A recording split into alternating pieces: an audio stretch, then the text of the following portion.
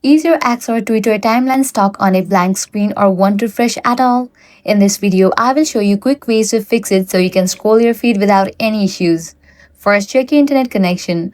So, launch settings, navigate to the option Wi-Fi, click on the Wi-Fi network you are connected to, forget this network, give a fresh restart to your router and then rezone it.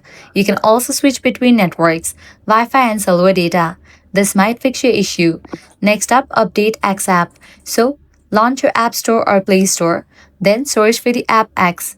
After app appears, if you find the option of update, just click on it and update the app to its latest version. Next up, force close and reopen. Swipe away the app from your recent apps, relaunch and check your feed.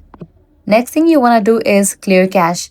So launch settings, navigate to the option general, click on the option iPhone storage. Now from the list of apps find X. Once you find it, launch it. Click on upload app, then click on reinstall app. Next up, check the server status of X. So launch your preferred browser and then type in X status. Navigate to the very first one website. Now here you're gonna find this graph. If you found out any server outages, you will need to wait until the problem will be resolved.